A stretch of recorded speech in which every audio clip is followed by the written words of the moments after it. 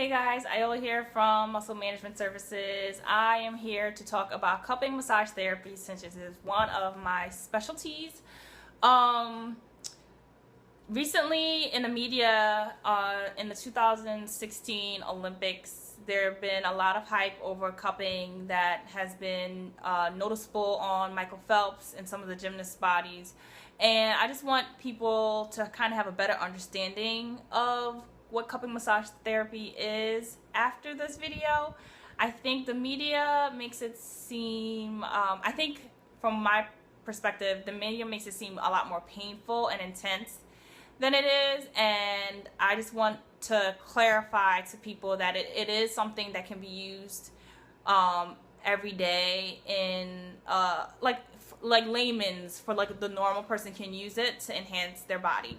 So one point that I want to clarify is that cupping therapy is not new. It's an ancient technique that's been used in medicine and actually in hospitals to help with pain management, circulation, and activating the immune system and lymphatic system.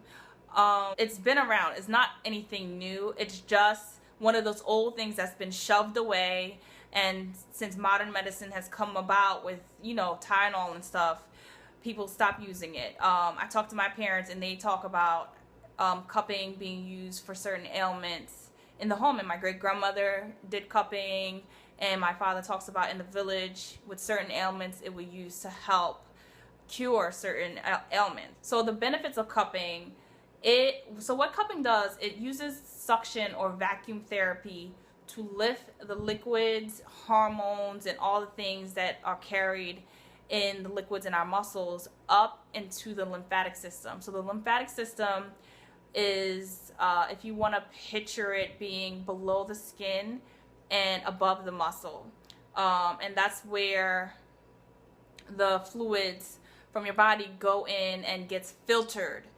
So your immune system works directly with your lymphatic system to filter out toxins and, you know, viruses and all that, so that you can start to feel better. So when we tend to get colds, some of our major lymphatic zones, our throat sometimes can get swollen. You know, it happens also in underarm and groin, according to where the ailment is and what's going on with you. This segment, I'm going to talk about just the cups. I'm gonna show you the cups, and then we're gonna do some cupping, and you're gonna see some results and find out whether it's painful. It doesn't have to be painful. So they're small cups. This one's small, good for like shoulders. I do this on when I have like tension headaches, to get rid of some of that tightness in my neck. This is really good for the back or legs. I have even teeny tiny smaller ones. You can use these on your face or for very specific trigger points. And there is face cupping. If you get migraines, you might have some trigger points in your face and neck area. They're teeny tiny. They don't hurt at all. These are really small. So we have these interestingly shaped ones. These I like to use for placing. They're not as good for like moving around the body, but they come in different sizes too. There's a big one. Place that on like the bottom of the back, sacral area, glutes, shoulder, scapular stuff. These I love. They're a little softer than this one, which is big. It's the same size, but this one is thicker and heavier and has more intense suction. These are thinner and more flexible, but I can do these at the same time, like up and down the back. These big ones I like to use like a big boob. I like to use on like the glute area, and then for my larger clients, I can use them on more surface areas of the back. All right, so let's start. I'm gonna do place a cup here and give myself a cup kiss. I'm gonna describe to you how it feels throughout. So I just did some suction. I put this on my deltoid, the shoulder area. And when I first learned cupping so it's 2015, October, I had really sore arm muscles from working out. Like I could barely lift anything. You know, you get so sore. And I had a session where we did this on my arms, and by the end of the night, I could move my arms with a lot more ease, and the soreness was mostly gone. So trust me, this stuff works. With the Michael Phelps thing, I think a doctor went on Fox News and said there's a placebo effect. Medicine is funny. If they can't prove it in a study, they typically will say it doesn't work. I would say if Michael Phelps is using it, it works. So what it is they cannot prove that it works through studies because there's really not a way to measure how it works. And it's just one of those mystical things that medicine hasn't figured out to prove whether it works or not. I'm trying to decide if I should leave this on my chest because then I'll have like a big round circle on my chest. But you know what? It's alright. This big one here, it's been on for, I don't know, maybe a minute, 30 seconds to a minute now. And as it sits there, the suction becomes more intense.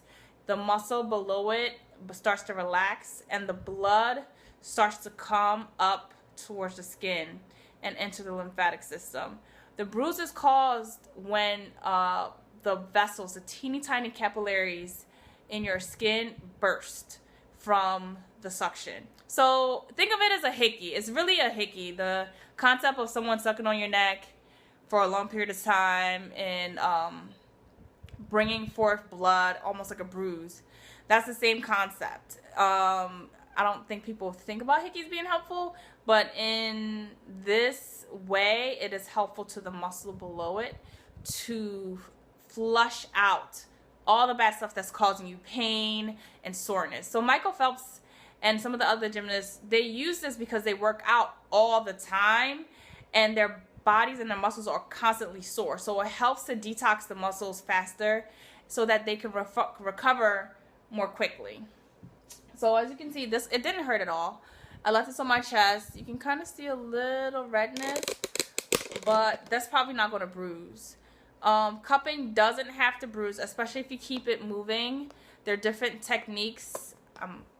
Just lowered it so that you can see my chest. There are different techniques like this pumping action that doesn't cause bruising. So it can be effective without you walking around looking like you've been sucked on by an octopus.